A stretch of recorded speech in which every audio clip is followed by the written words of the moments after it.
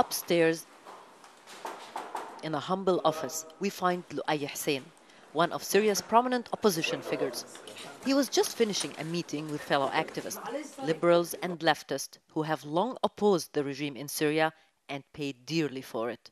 Louay himself spent 7 years in prison without trial after he was picked up from his university campus.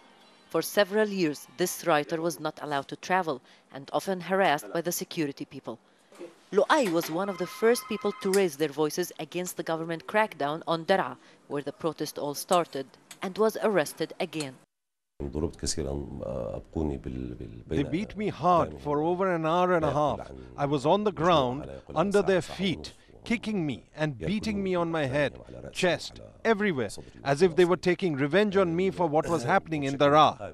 Louay says, unlike the last time he was in prison, this time he didn't feel the pain. In his head, he was only seeing the protesters on the streets and felt strong. Like all other activists in Syria, Facebook is one of his working tools. Many of the young generation who are on the streets seek him out to discuss the situation in Syria. Some to be inspired by a veteran activist, and others to express dismay and objection to his latest initiative.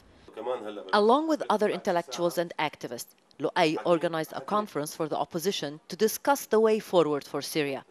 It was the first time in more than 40 years that dissent in Syria was so publicly expressed. It's the result and the achievement of the protest, he says, and a necessary step to start political life in Syria.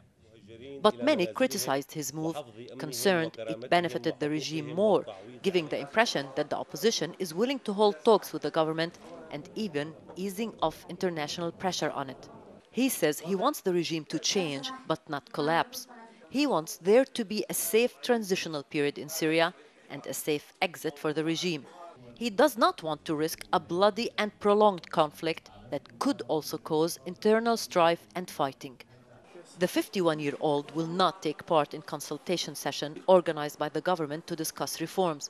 Syria's opposition has rejected such talks as long as the government troops continues killing protesters. Louay says he wants government authorities to get involved in ways to find a transition from dictatorship to democracy. The state must be involved in the transformation from an oppressive state to a democratic state. What we mean by peaceful is that the transition must not come through guns. It's not a popular position, especially among protesters on the ground insisting on toppling the regime.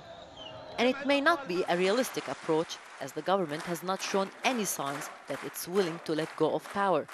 But Louay says he feels it's his responsibility to speak up and try, even if his words are not popular with the protesters or the regime. Freedom of expression is one of the things we are fighting for, he says. Rula Amin, Al Jazeera, Damascus.